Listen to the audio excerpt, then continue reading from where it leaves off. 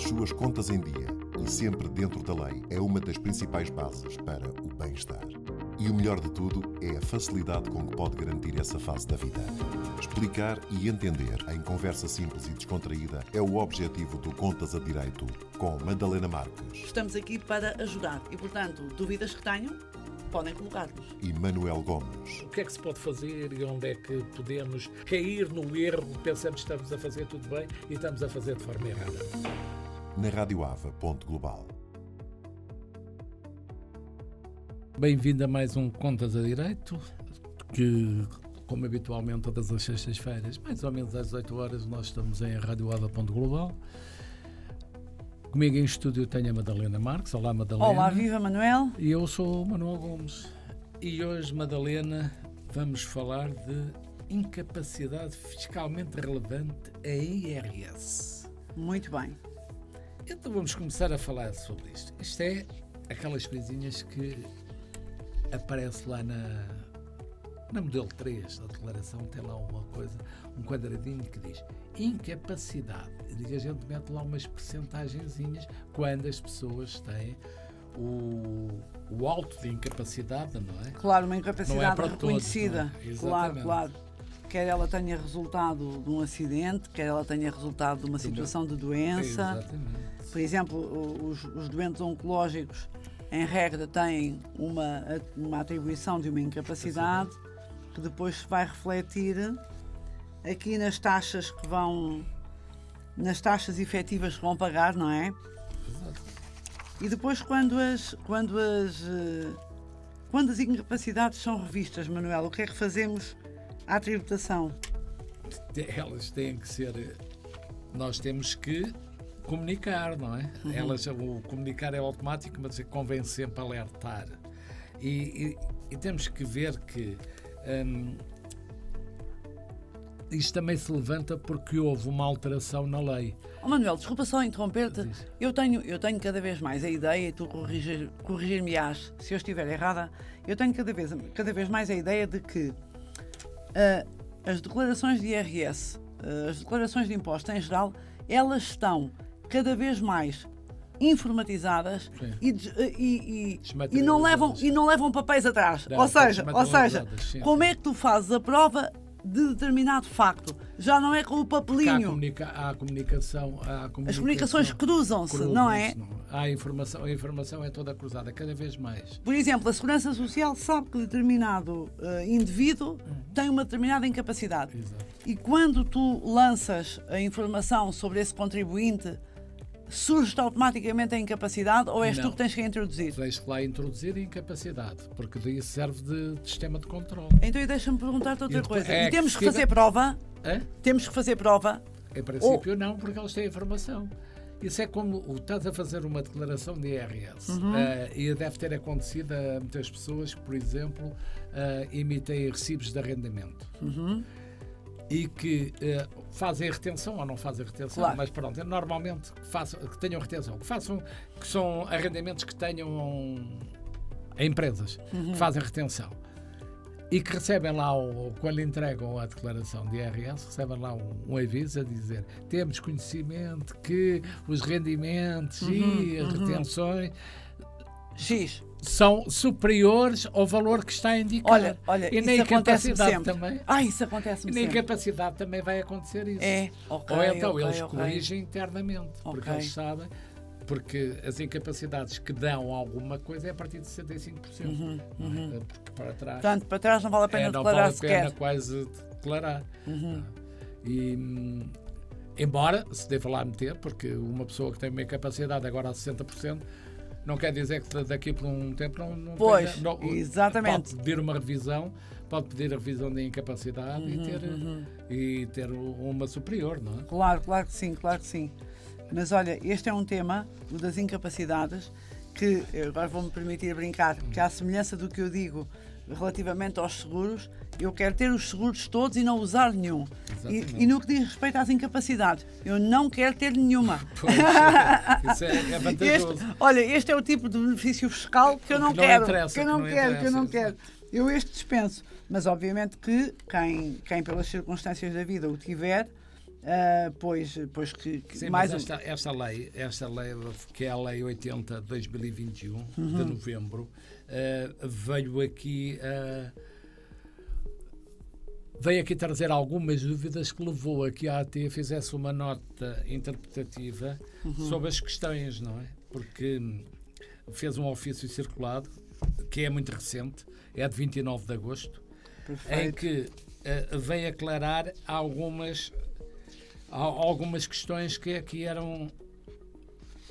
são levantadas, não é? É o caso, por exemplo, de uma pessoa que tem um atestado médico de incapacidade multiusos, que tem um grau de incapacidade de 60% de carácter definitivo e que foi emitido em 2006, que estava reconhecido ao abrigo do decreto-lei que era anterior, que era de 93.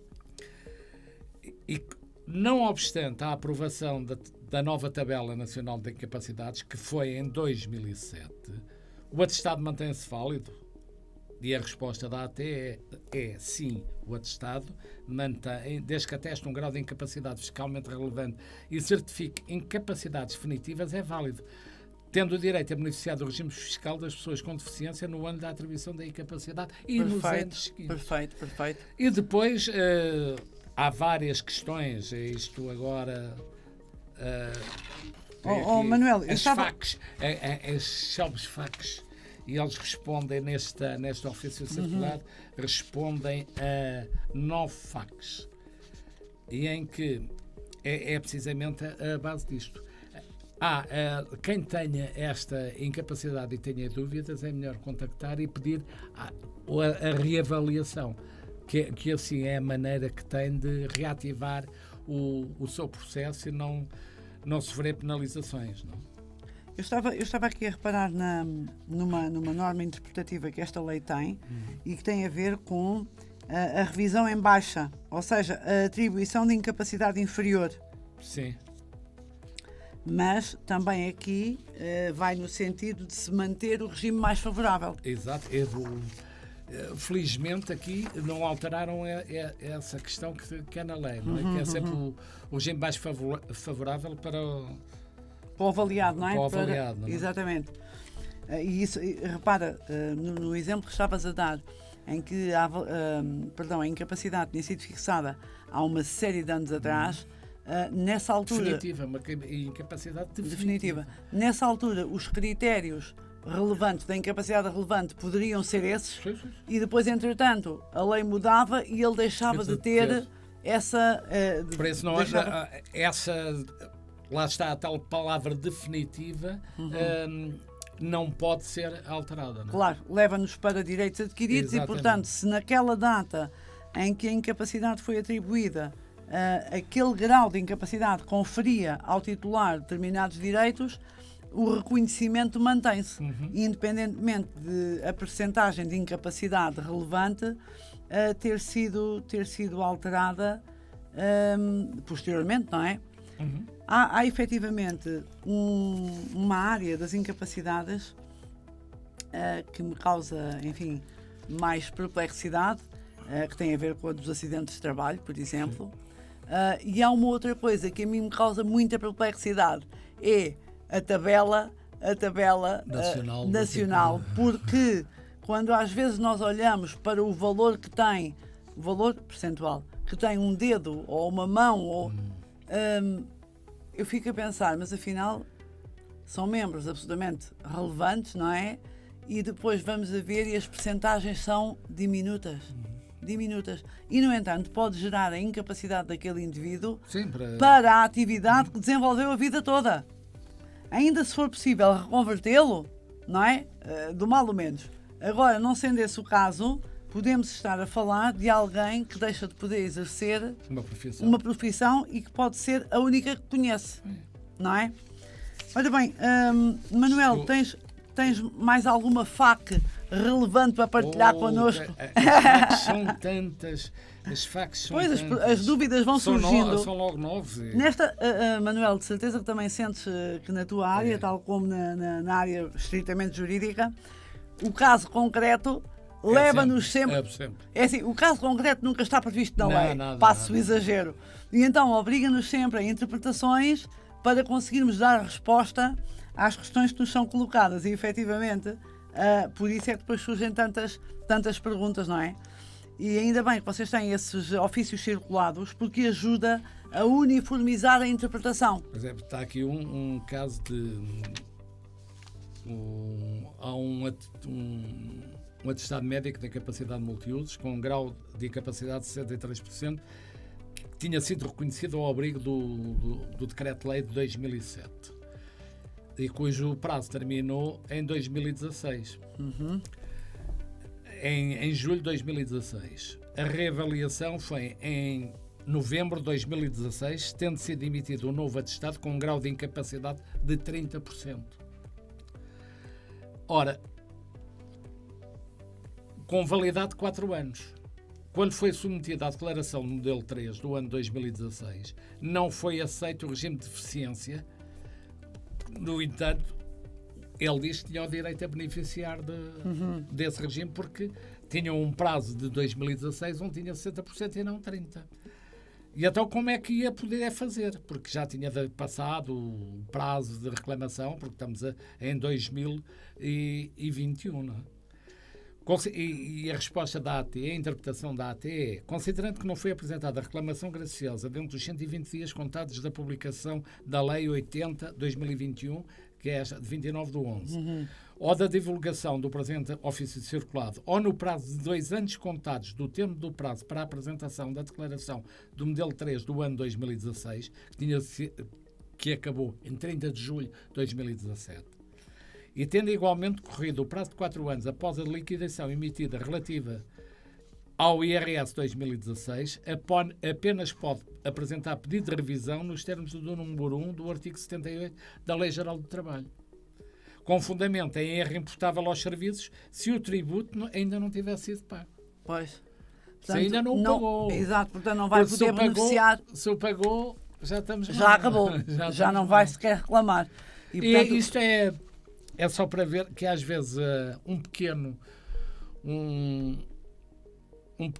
item que não se tem conhecimento, não se age naquela altura e que pode criar uma série de problemas.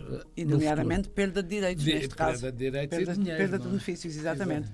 Meu caro Manuel, chegamos ao fim de mais um programa. Vamos terminar esta nossa conversa sobre as incapacidades relevantes para efeitos de IRS. Chamo a atenção a todos aqueles que contactem os contabilistas ou os advogados que lhes podem ajudar nestes casos para evitar que no futuro tenham perda de benefício, não é? Perda de benefício. Nós estamos em radioava.global todas as sextas. Mais ou menos às 18 horas. E estamos nas redes sociais e no YouTube e estamos também sempre disponíveis para receber sugestões sobre temas que os nossos ouvintes gostassem de ver tratados. A Oráculo deve estar a passar o nosso... Nesta nossa abordagem que é sempre genérica e que visa essencialmente alertar as pessoas para temas com relevância jurídica. Manuel, foi um prazer. Até breve. Até breve. Radio Ava.